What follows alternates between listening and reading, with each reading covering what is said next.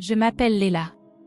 J'ai 46 ans, et toute ma vie s'est déroulée dans la charmante ville d'Aberdeen, en Écosse. Mon existence, vue de l'extérieur, ressemblait à un tableau parfait. Comptable accompli, je partageais ma vie avec Omar, mon époux dévoué, et nos 3 enfants merveilleux, Sophia, âgée de 14 ans, Amir, 11 ans, et la petite Lina, tout juste 8 ans. Notre foyer respirait l'amour, et surtout, la foi. L'islam n'était pas simplement ma religion, c'était mon identité, ma boussole et ma fondation. Chaque journée était rythmée par mes prières, 5 fois par jour, immuables et précises, ainsi que par l'observance scrupuleuse des traditions et des rites. Pendant le mois sacré du Ramadan, je m'engageais pleinement dans le jeûne, ressentant à chaque instant l'appel de la spiritualité qui traversait mon corps fatigué. J'avais même eu la chance, privilège rare et inestimable, d'accomplir 2 fois le pèlerinage à la Mecque, une expérience sacrée gravée profondément dans mon cœur. Dans notre communauté, j'étais connue pour mes récitations du Coran, des versets chantés avec une précision et une passion qui faisaient vibrer les cœurs. On m'invitait souvent à enseigner aux enfants ou à guider des réunions de prière. Ma vie, aux yeux de tous, semblait bénie. Omar et moi avions une vision claire pour nos enfants. Nous étions déterminés à leur transmettre les valeurs de l'islam, la prière comme fondement, la modestie comme vertu, et l'éloignement des distractions du monde. Chaque choix, chaque action dans notre foyer, était orientée vers un seul but, garantir leur salut éternel. C'était une vie disciplinée, mais l'empreinte d'un amour profond et sincère. Cependant, derrière cette dévotion apparente, un tumulte silencieux agitait parfois mon cœur.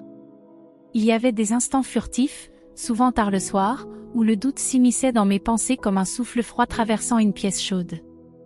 Ces questions, je les gardais pour moi, enfouies au plus profond de mon âme.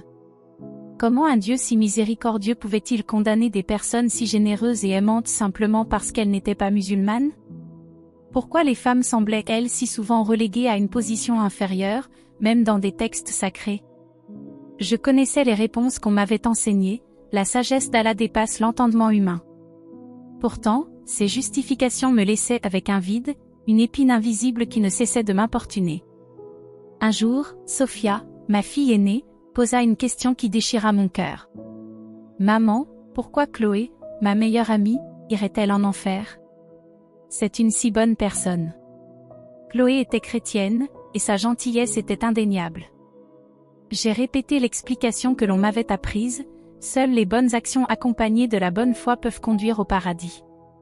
Mais en prononçant ces mots, ils sonnaient creux, comme un écho fragile dans une pièce vide. Je changeai rapidement de sujet, mais le poids de cette question s'installa profondément en moi. La vie reprenait son cours, et ses pensées étaient enfouies sous le tumulte des responsabilités quotidiennes. Le matin du 10 avril, tout semblait ordinaire. Je me réveillai avant l'aube pour la prière de Fajr, mes mouvements précis et mes pensées sereines. La maison était encore endormie, bercée par le calme des premières heures du jour. Après la prière, je préparai le petit déjeuner, veillant à ce que Sophia n'oublie pas ses livres, qu'Amir ait bien sa boîte à déjeuner, et que Lina se soit brossé les cheveux. Omar me déposa un baiser sur la joue avant de partir pour le travail, et je finalisai mon sac pour une réunion comptable prévue à 2h10. Ce matin-là, Aberdeen brillait sous un soleil printanier inhabituellement doux, une brise légère transportant le parfum des fleurs fraîchement écloses. Alors que je conduisais vers mon bureau, une mélodie coranique résonnait doucement dans la voiture, m'apaisant. Tout semblait stable, ancré, comme si rien ne pouvait troubler cette paix apparente. Et pourtant, en approchant de l'autoroute principale, je remarquai un camion devant moi. Il transportait des tubes d'acier, empilés de manière précaire, retenus par des sangles usées et effilochées. Une étrange appréhension s'empara de moi. Quelque chose n'allait pas. Je gardai mes distances, mais ma concentration fut brièvement détournée par des pensées sur le Ramadan à venir, les repas à préparer, les prières supplémentaires à réciter. Ce sentiment d'inquiétude persistait, s'insinuant en moi comme un avertissement silencieux. Soudain, tout changea. Si cette histoire vous touche déjà, n'oubliez pas de vous abonner à notre chaîne et de rejoindre notre communauté. Chaque témoignage, chaque partage, est une lumière qui éclaire davantage notre chemin vers la vérité. Cliquez sur « J'aime » et activez les notifications pour ne manquer aucun récit inspirant. Je conduisais toujours derrière ce camion, mes pensées vagabondant entre les préparatifs du Ramadan et les 1000 responsabilités qui accompagnaient ma vie bien réglée. Les tubes d'acier, empilés sur la remorque, semblaient se mouvoir légèrement à chaque virage ou vibration de la route. Mon instinct m'intimait de rester prudente, mais je n'aurais jamais pu imaginer ce qui allait suivre. C'est alors que le camion atteignit un léger dos d'âne. Les sangles fatiguées qui retenaient la cargaison craquèrent dans un son sinistre. Je vis les tubes d'acier glisser, comme si le temps s'était ralenti. Mon cœur battait à tout rompre. Je pressais instinctivement les freins, mais le danger était déjà inévitable. Un bruit métallique, à la fois aigu et grave, déchira l'air alors qu'un des tubes fut projeté en l'air. Le soleil matinal fit scintiller sa surface lisse et froide, le transformant en un projectile imprévisible. En une fraction de seconde, tout se passa. Le tube heurta mon pare-brise dans une explosion de verre brisé, un éclat brutal qui sembla suspendre la réalité. Le bruit du métal contre le métal, suivi de l'écrasement brutal de ma voiture, résonna dans mes oreilles. Mon corps fut projeté en avant, retenu seulement par ma ceinture de sécurité, tandis que mes mains agrippaient désespérément le volant. La voiture dérapa, les pneus criant contre l'asphalte. Une panique viscérale m'envahit, mais avant que je puisse formuler une pensée cohérente, tout sombra dans l'obscurité. Le silence qui suivit fut étrange, presque assourdissant. Je n'étais plus dans la voiture. Du moins, pas de la manière à laquelle je m'attendais. Alors que mes yeux s'ouvraient, je me retrouvais à flotter au-dessus de la Seine.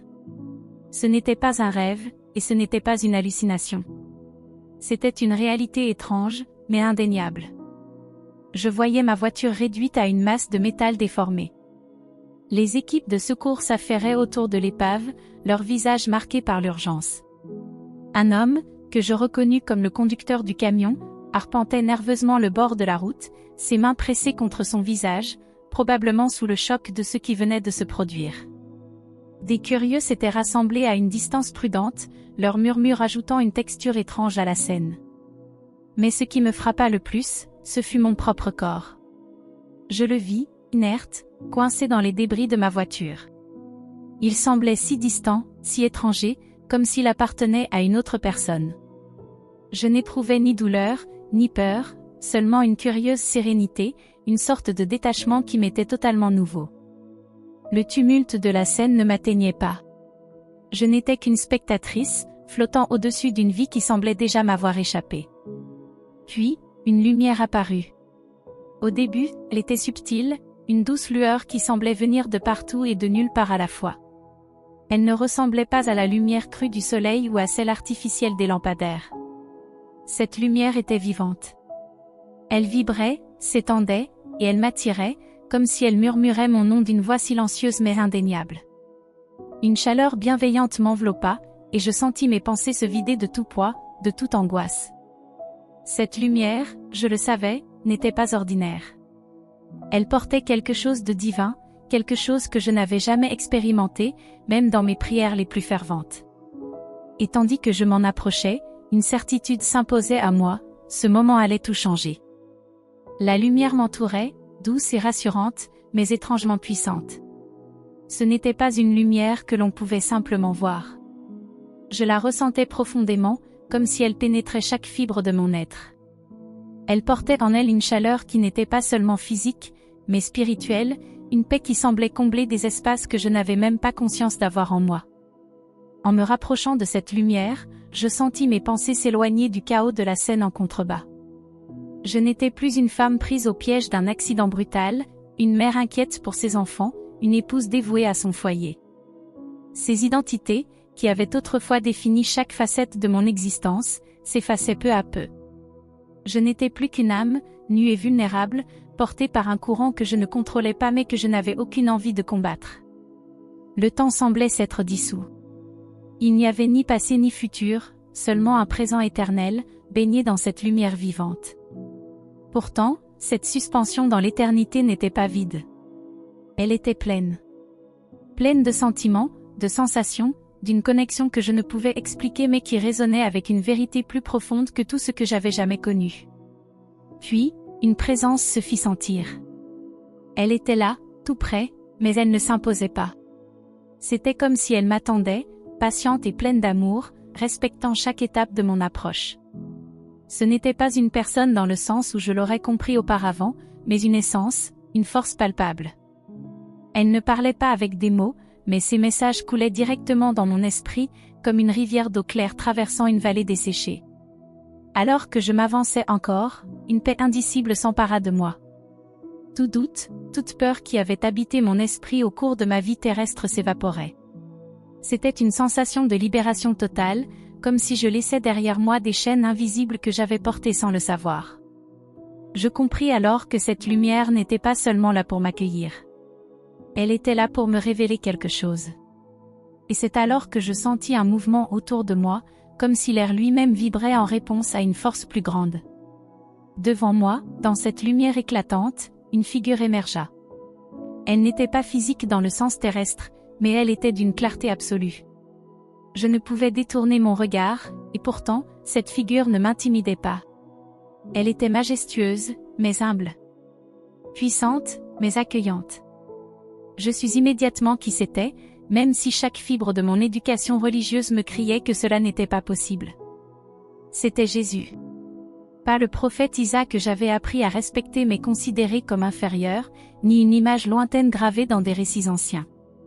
C'était Jésus dans toute sa gloire, et sa présence éclipsait tout ce que j'avais jamais imaginé. Il ne me regardait pas comme un étranger. C'était comme s'il m'avait toujours connu. Ses yeux semblaient plonger dans les profondeurs de mon âme, mettant à nu chaque pensée, chaque peur, chaque doute que j'avais toujours essayé de cacher, même à moi-même. Mais ce qui m'ébranla le plus, ce fut ce que je vis dans ses yeux, un amour si pur, si inconditionnel, qu'il brisa toutes les défenses que j'avais bâties tout au long de ma vie. Il ne parlait pas. Pas avec des mots, en tout cas. Mais une vérité éclatante se déversa en moi, une vérité qui défiait tout ce que j'avais cru savoir sur la foi, sur Dieu, sur la vie elle-même. Je n'avais pas besoin de poser de questions. Les réponses étaient là, claires et indéniables, dans la lumière et dans sa présence. Et dans ce moment suspendu, une vision commença à se dessiner devant moi. Une vérité que je ne pouvais ignorer, une révélation qui allait bouleverser tout ce que je pensais être immuable. Face à Jésus, tout mon être tremblait, non de peur, mais d'une révérence si profonde qu'elle m'ébranlait jusque dans les fondations de mon âme. Il était la lumière, la paix et l'amour incarnés. Mais il était aussi la vérité, une vérité que je ne pouvais plus ignorer. Dans sa présence, les couches de certitude que j'avais construites toute ma vie commencèrent à se désintégrer, laissant place à une clarté si pure qu'elle en était presque douloureuse. Alors que je le contemplais, une vision se déploya devant moi, comme si le temps et l'espace s'effaçaient pour révéler des réalités invisibles. Jésus, sans un mot, m'emmena dans un voyage spirituel qui commença par une rétrospective de ma propre vie. Ce n'était pas un défilement rapide d'images, mais une plongée totale dans chaque moment significatif. Chaque prière que j'avais récitée, chaque geste de dévotion, chaque acte de bonté, mais aussi chaque pensée de jugement, chaque instant de doute et de peur. Je voyais tout, avec une lucidité que je n'aurais jamais cru possible. Je compris alors que beaucoup de mes actes, bien que paraissant pieux, étaient en réalité teintés d'orgueil ou d'un besoin de validation. Même mes prières les plus sincères semblaient superficielles en comparaison avec la profondeur d'amour et de relation que Jésus me révélait à cet instant. Il ne me condamnait pas, mais il m'offrait la vérité, une vérité qui perçait jusqu'à l'âme. Puis, les visions changèrent. Ce que je vis ensuite bouleversa tout ce que j'avais cru savoir sur ma foi. Jésus me montra des moments de l'histoire que je n'avais jamais remis en question.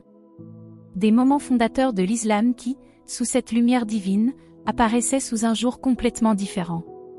Ce n'étaient pas de simples scènes historiques, mais des révélations spirituelles, exposant des forces invisibles et sombres à l'œuvre.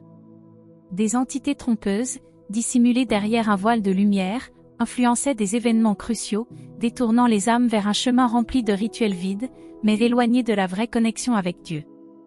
Je voyais aussi ma propre vie sous une nouvelle perspective. Les piliers de ma foi, ces pratiques que j'avais suivies avec ferveur, la prière, le jeûne, le pèlerinage, semblaient soudain si fades et sans substance face à la splendeur de l'amour divin que je ressentais à cet instant. Jésus ne me demandait pas d'abandonner mes souvenirs ou de renier mon passé, mais il m'invitait à comprendre que la vraie foi ne réside pas dans les rituels, mais dans une relation personnelle, intime et vivante avec lui. Puis, dans une révélation qui transcende toute explication humaine, il m'invita à voir la croix. Ce symbole que j'avais toujours rejeté, toujours associé à une fausse interprétation de la foi, devint soudain l'épicentre de tout. Je vis, comme si j'y étais, Jésus portant le poids du péché de l'humanité, le sacrifice ultime pour l'amour de chacun. Il n'y avait pas de mots pour décrire l'ampleur de ce moment, ni pour exprimer la gratitude écrasante qui envahit mon âme. Enfin, Jésus posa son regard sur moi, et sans une parole, il me transmit un message clair: cette vérité n'était pas seulement pour moi. Elle était un don à partager, une lumière à porter dans le monde. Je sentais en moi une mission naissante, un appel que je ne pouvais ignorer. Si ce chapitre a touché votre cœur, n'hésitez pas à cliquer sur « J'aime » et à écrire « Amen » dans les commentaires pour recevoir une bénédiction. Rejoignez cette communauté grandissante de foi et d'espoir. Votre engagement illumine ce chemin que nous empruntons ensemble. Alors que la lumière m'entourait encore, la vision de Jésus devenait de plus en plus claire. Son regard, à la fois pénétrant et infiniment aimant, semblait porter un poids que je ne comprenais pas encore totalement. Il ne s'agissait pas seulement de me révéler des vérités oubliées ou ignorées, mais de me confier une mission. Je le ressentais dans chaque fibre de mon être, je n'étais pas appelée à rester dans cet état de paix parfaite et intemporelle. Quelque chose m'attendait de l'autre côté. Les visions continuèrent, cette fois tournées vers mon avenir. Jésus me montra les visages de mes enfants, Omar, ma famille, mes amis et même ceux que je ne connaissais pas encore.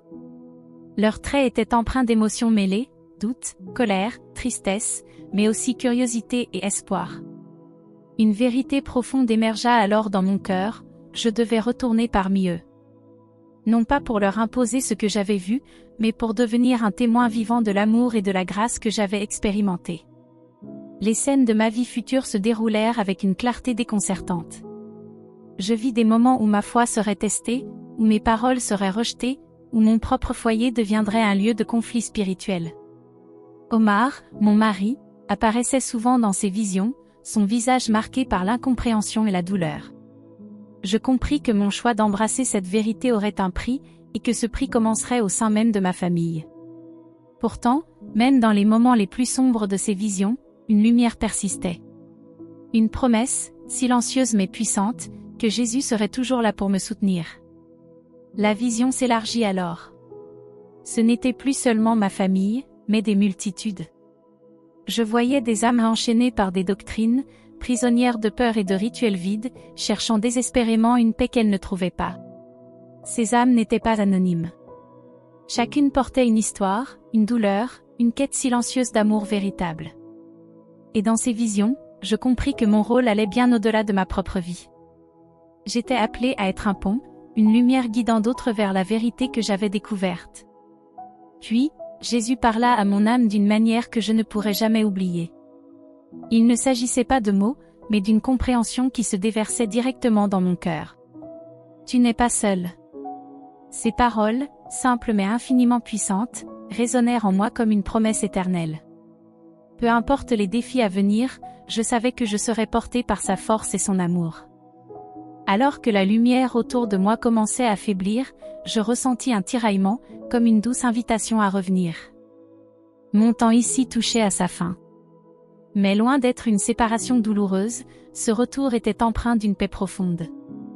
J'avais une mission, une direction claire. Et bien que je ne sache pas exactement comment tout se déroulerait, je savais que j'étais prête. Dans un dernier éclat de lumière, la scène changea soudainement. J'ouvris les yeux, et la réalité terrestre s'imposa à moi avec une intensité écrasante. Les sons des machines, les murmures des médecins, et les visages flous des personnes autour de moi me rappelèrent que j'étais revenue. Pourtant, je n'étais plus la même. Lorsque j'ai ouvert les yeux, la lumière divine s'était dissipée, remplacée par l'éclat froid des néons hospitaliers. Les sons des moniteurs cardiaques résonnaient dans mes oreilles, et l'odeur antiseptique m'entourait. Pendant un instant, j'ai eu du mal à distinguer la frontière entre ce que j'avais vécu dans cette autre réalité et ce que je percevais maintenant. Était-ce un rêve? Une illusion? Non. La profondeur de ce que j'avais vu, ressenti et compris dépassaient tout ce que je pouvais imaginer.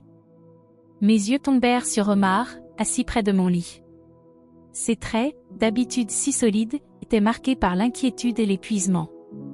Lorsqu'il vit que j'étais réveillée, il prit ma main dans la sienne et murmura des remerciements à Allah pour m'avoir ramenée. Ces mots, bien que sincères, semblaient distants, presque étrangers, dans la lumière de ce que j'avais vécu. Je savais que la route qui s'ouvrait devant moi allait être parsemée d'obstacles, mais mon cœur était rempli d'une paix indestructible. Je murmurai alors les premiers mots qui me vinrent, irrépressibles, « Jésus est Seigneur ». Ils sortirent comme une vérité que je ne pouvais contenir, un écho de la réalité divine que j'avais rencontrée. Le visage d'Omar se figea. Il me regarda avec une confusion mêlée de choc. « Léla, qu'est-ce que tu dis ?» demanda-t-il, sa voix tremblante. Je répétais doucement, mais avec assurance, « Jésus est Seigneur ». Ces mots, simples et directs, portaient en eux une vérité que je ne pouvais nier. Omar lâcha ma main comme si elle l'avait brûlée. Son regard se durcit, et je vis une tempête d'émotions traverser son visage, peur, colère, incompréhension. Les jours qui suivirent furent une épreuve que je n'avais pas anticipée, malgré les visions que Jésus m'avait montrées. Omar évita le sujet, mais son comportement changea radicalement. Les conversations autrefois chaleureuses et remplies de complicité devinrent froides, tendues. Mes enfants, eux, furent tenus à distance, protégés, pensait Omar, de ce qu'il considérait comme ma confusion. Sophia, qui était si proche de moi, semblait vouloir comprendre, mais elle était tiraillée entre son amour pour moi et sa loyauté envers son père et notre foi commune. En dehors du foyer, les choses n'étaient pas plus simples. La communauté qui avait autrefois été mon refuge devint un lieu de jugement. Des murmures commencèrent à circuler. Les regards, autrefois chaleureux, étaient maintenant emplis de méfiance, voire de mépris. On me considérait comme une traîtresse, une apostate. L'amour et le respect que j'avais gagnés au fil des années furent balayés en un instant. Cependant, au milieu de cette tourmente, une chose restait constante, la présence de Jésus. Chaque prière que je lui adressais apportait une paix surnaturelle, un rappel que je n'étais pas seule. Cette force invisible mais puissante m'aidait à affronter chaque nouvelle journée, chaque confrontation, chaque rejet. Puis, un soir, alors que je priais silencieusement, une pensée m'envahit, claire et indéniable, cette souffrance n'était pas sans but. Elle faisait partie de la mission que Jésus m'avait confiée. Ce n'était pas seulement pour moi que j'avais été ramenée, mais pour eux ma famille, mes amis, ma communauté. Même s'ils me rejetaient aujourd'hui, même s'ils ne comprenaient pas, je savais que Jésus travaillait à travers moi pour semer des graines de vérité. Chaque jour qui passait semblait renforcer l'écart entre ma nouvelle foi et le monde qui m'entourait. Omar, autrefois mon partenaire dans toutes les facettes de la vie, devenait un étranger. Il ne comprenait pas, ou peut-être ne voulait-il pas comprendre, ce qui m'était arrivé. Sa colère se mêlait à une profonde tristesse, et il tentait désespérément de ramener la femme qu'il avait connue. Je voyais dans ses yeux un mélange de douleur et d'incompréhension, et cela me brisait le cœur. Mais même dans ces moments sombres, la lumière que j'avais rencontrée continuait de briller en moi. Un soir, Omar organisa une réunion avec des leaders de la communauté. Des imams, des voisins respectés, des amis proches, tous étaient là pour me ramener sur le droit chemin. Je m'assis face à eux, entouré de regards sévères et préoccupés, mais mon cœur resta étrangement calme. Ils me parlèrent avec insistance, citant des versets, exposant des arguments théologiques. Mais à chaque mot, je sentais une distance se creuser entre ce qu'ils disaient et la vérité que j'avais vécue. Je ne cherchais pas à les convaincre, je savais que ce n'était pas mon rôle. Je devais simplement rester fidèle à ce que j'avais découvert. Malgré les tensions au sein de mon foyer, mes enfants devenaient ma plus grande source d'espoir. Sophia, ma fille aînée, posait des questions, de plus en plus nombreuses. Elle venait me voir en secret, me demandant pourquoi je croyais que Jésus était plus qu'un prophète. À travers nos conversations discrètes, je voyais une étincelle de curiosité naître en elle. Ce n'était pas une victoire immédiate, mais c'était un début. Amir, bien qu'encore fermé à mes expériences, semblait troublé. Je savais que quelque chose en lui luttait contre ce qu'il avait toujours cru. Quant à Lina, sa douceur et son innocence faisaient d'elle une oreille attentive. Même dans sa jeunesse, je pouvais voir un cœur ouvert, prêt à comprendre. En parallèle, ma propre foi se renforçait. Je découvrais la Bible avec une intensité nouvelle, chaque mot résonnant comme une vérité vivante. Les évangiles, en particulier, m'apportaient un réconfort immense. Chaque passage sur l'amour, le pardon et le sacrifice de Jésus illuminait des aspects de ma vie que je n'avais jamais examinés auparavant. Je réalisais à quel point la grâce de Dieu était incommensurable. Ce n'était pas quelque chose que l'on méritait par des œuvres ou des rites, mais un cadeau, un amour offert librement à tous ceux qui voulaient l'accepter. Malgré tout, la solitude restait mon fardeau le plus lourd. Les invitations à des rassemblements familiaux se raréfiaient, et lorsque j'y allais, je sentais le poids des regards silencieux. Mais dans cette solitude, je trouvais une force nouvelle. Les prières que j'adressais à Jésus devenaient plus profondes, plus intimes. Elles n'étaient plus des récitations mécaniques, mais des dialogues sincères avec le Créateur de l'univers. Et chaque jour, je sentais sa présence, son amour, son soutien. Un soir, alors que je priais dans le calme de ma chambre, une nouvelle conviction naquit en moi. Tout ce que je traversais avait un sens. Ces épreuves, ces pertes, ces conflits n'étaient pas des obstacles, mais des étapes nécessaires pour accomplir ma mission. Jésus ne m'avait pas seulement révélé la vérité pour moi-même, mais pour ceux autour de moi. Et peu importe combien il était difficile de persévérer, je savais que cette mission en valait la peine. Si cette histoire vous inspire, abonnez-vous à notre chaîne et devenez membre de notre communauté. Ensemble, nous explorons ces récits de foi et de transformation. Cliquez sur « J'aime » pour soutenir cette mission et partagez vos réflexions dans les commentaires. Chaque interaction rapproche encore plus de cœurs de cette lumière divine. Alors que les jours se transformaient en semaines, ma vie prenait un tournant inattendu. Ce qui avait commencé comme un bouleversement dévastateur s'était transformé en une renaissance, un voyage qui allait bien au-delà de tout ce que j'aurais pu imaginer. Bien que les défis restassent nombreux, les regards sceptiques, les relations tendues, et les luttes intérieures, une chose demeurait inébranlable, ma foi en Jésus.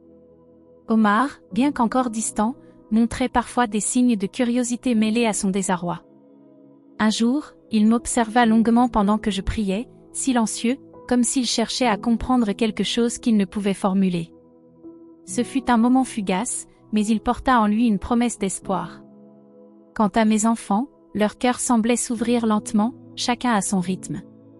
Sophia lisait désormais la Bible en cachette, Amir posait des questions subtiles, et Lina continuait à m'émerveiller par son innocence et sa capacité à aimer sans condition. Mon quotidien n'était plus défini par des rituels rigides, mais par une relation vivante et profonde avec Dieu. Chaque prière devenait un moment de communion, chaque lecture biblique, une découverte. Et dans ces moments de connexion intime, une conviction grandissait, mon témoignage devait toucher d'autres vies. Je savais que tout ce que j'avais traversé, tout ce que Jésus m'avait révélé, n'était pas destiné à rester enfermé en moi. C'était un message d'espoir, de rédemption et de vérité que je devais partager. La solitude que j'avais tant redoutée au départ s'était transformée en une opportunité de grandir. J'avais découvert une nouvelle famille dans une petite communauté chrétienne, des hommes et des femmes qui avaient vécu des parcours similaires aux miens. Ensemble, nous prions, partagions nos histoires et nous soutenions mutuellement. Ces liens, forgés dans la foi et l'amour, étaient d'une profondeur que je n'avais jamais connue auparavant. Un jour, alors que je méditais sur tout ce que j'avais vécu, une image me vint à l'esprit, celle de la lumière que j'avais vue lors de ma rencontre avec Jésus. Cette lumière, bien qu'éclatante, n'était pas réservée à moi seule. Elle brillait pour chacun, même ceux qui, comme moi autrefois, étaient enfermés dans des certitudes ou des peurs. Mon rôle, je le comprenais maintenant, était d'être un reflet de cette lumière, d'aider à guider d'autres âmes vers elle. Ma mission était loin d'être terminée. En fait, elle ne faisait que commencer. Et bien que je ne sache pas exactement où elle me mènerait, je savais que je n'étais pas seule. Jésus marchait à mes côtés, et sa lumière continuerait de briller à travers moi. Merci d'avoir suivi cette histoire jusqu'à la fin. Si ce témoignage a touché votre cœur, prenez un instant pour partager votre expérience dans les commentaires et rejoignez notre communauté en vous abonnant à la chaîne. Mais ce n'est pas tout. Un prochain chapitre vous attend. Cliquez dès maintenant sur la vidéo qui s'affiche à l'écran pour découvrir un témoignage encore plus puissant et révélateur. Cette histoire pourrait bien transformer votre vie comme elle a changé la mienne. À très bientôt, et que la paix de Jésus vous accompagne toujours.